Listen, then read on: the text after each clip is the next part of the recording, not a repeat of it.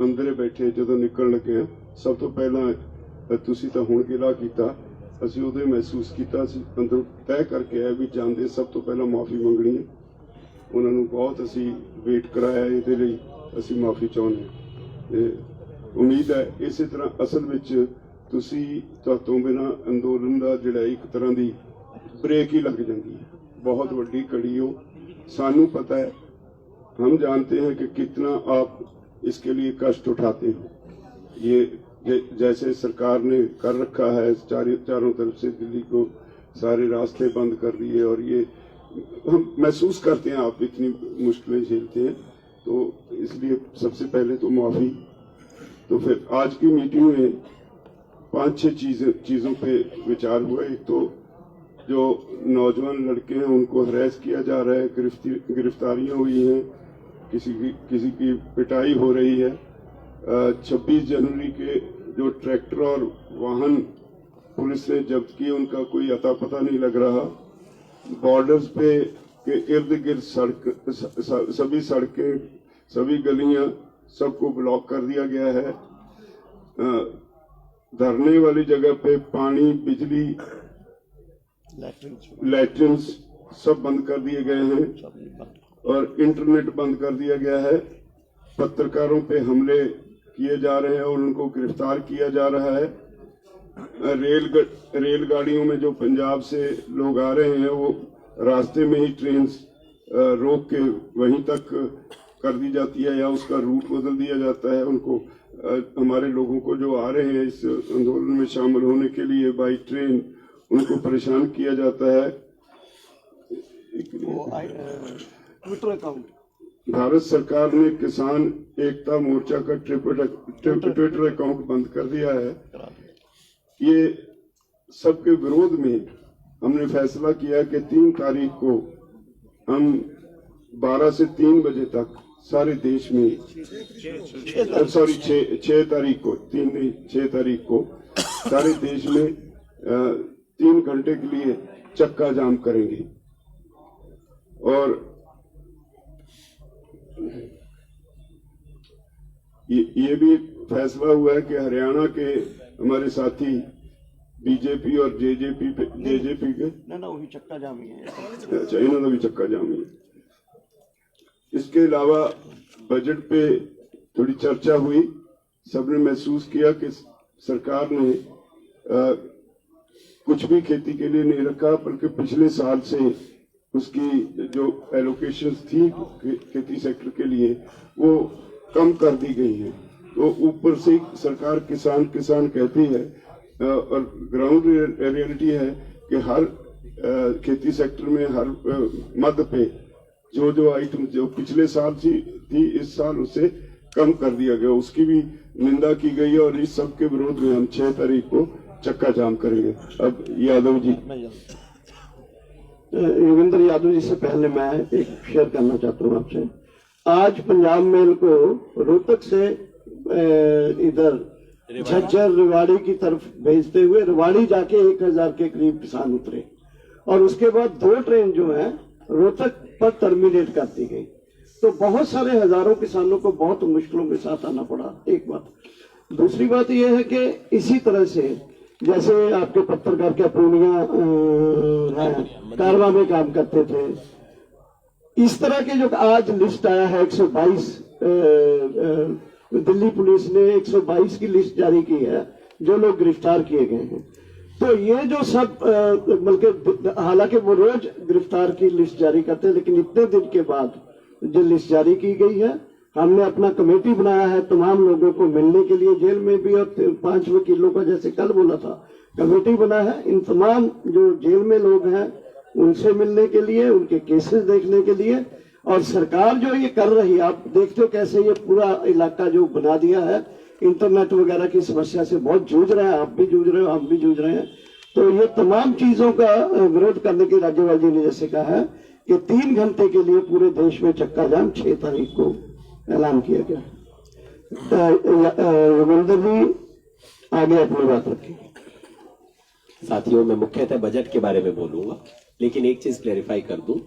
ये चूंकि हमारे ज्यादातर साथी इस वक्त जहां हैं, हमारे पास व्हाट्सएप नहीं है, कोई इंफॉर्मेशन नहीं है। तो इस मीटिंग में आने से पहले आधा घंटा पहले तक मेरे पास इंफॉर्मेशन थी, और ट्विटर इंडिया ने सरकार के ऑफिशियल रिक्वेस्ट या डायरेक्टिव के कारण किसान एकता मोर्चा का, कारवन इंडिया जो मैगजीन है कारवन, उसका, और हमारे आंदोलन के समर्थक कई चाहिए, from trolley to Twitter, tractor to Twitter, वो भी बंद कर दिया है।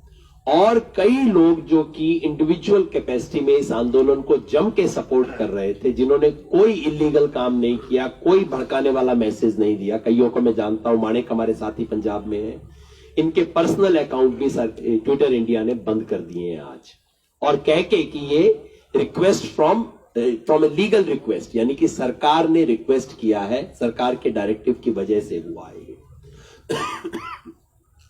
बजट के बारे में मैं कहना चाहता था, आज पूरे देश में किसान की चर्चा है, दिल्ली के चारों मोर्चों पे किसान डटे हुए हैं, अन्नदाता और पता नहीं क्या क्या डायलॉग बोलते हैं।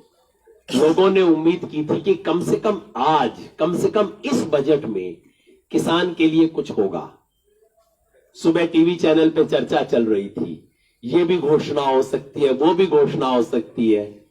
मैं हंसता रहा, मैंने कहा कि उनकी स्पीच मत सुनना, आप स्पीच में बड़े सुंदर डायलॉग होंगे, उसके बाद एलोकेशन देख लेना किस मद में क्या एलोकेट किया, तब आपको सच्चाई पता लग जाएगी।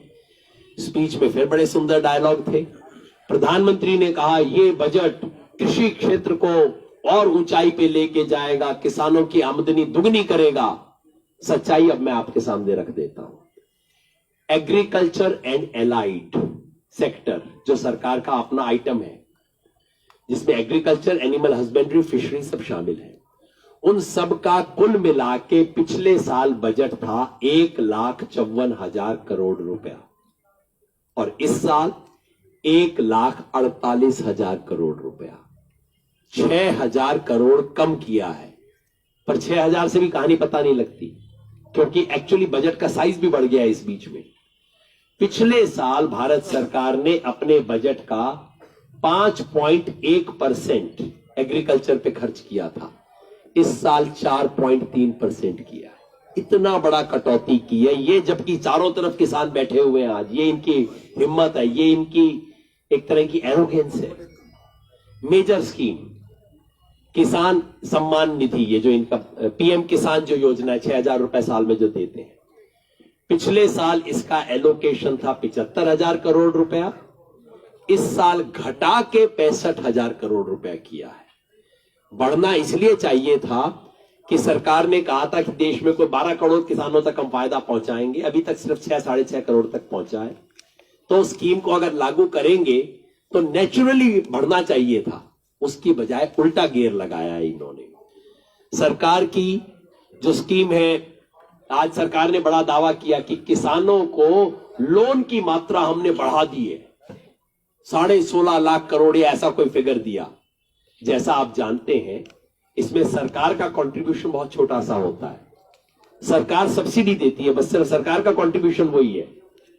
सरकार ने अपनी सब्सिडी घटा दी है पिछले साल की तुलना में।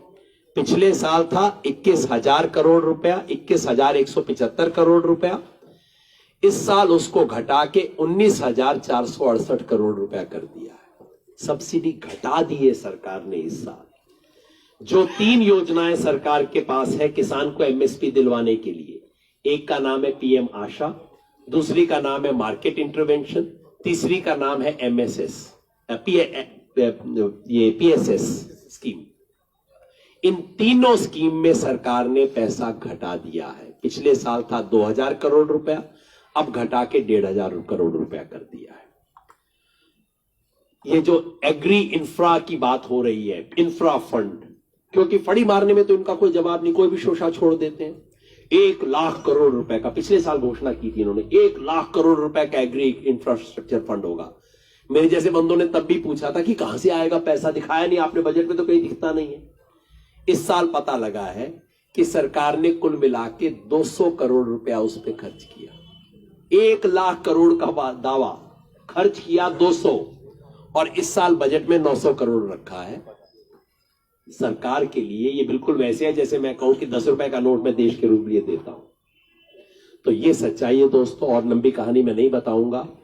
लेकिन जो सरकार ऐसे मौके पे इस तरह की हरकत कर सकती है, उसके अहंकार की और उसकी चालाकियों की कोई सीमा नहीं है। इनको लगता था किसान को पता ही नहीं लगेगा, अच्छे अच्छे डायलॉग बोल दो, बाकी बजट के देखेंगे कहां अंदर, इनको पता थोड़ी लगेगा क्या हमने किया है। एग्जैक्टली वही खेल जो कि 3 कानूनों के बारे में खेल रहे हैं कि किसान को पता थोड़ी लगेगा, चला दो। और संयुक्त किसान मोर्चा की तरफ से हम इस सरकार को चेतावनी देना चाहते हैं, वो दिन लद गए, अब वो दिन नहीं बचे। किसान को इन चालाकियों से, आपकी चालाकियां भी तोड़ी जाएंगी, आपका अहंकार भी तोड़ा जाएगा। और आज आंदोलन दोबारा 26 के बाद जिस स्टेज में पहुंच गया है, आप देख रहे हो चारों तरफ से खबरें आ रही हैं। दिल्ली देहात के गांव गांव खड़े हो गए। 4 तारीख को दिल्ली में बवाना के 52 गांवों की एक पंचायत बुलाई गई है। आज बिजनौर में महापंचायत हो रही है किसानों की, चारों तरफ पंचायतें हो रही हैं।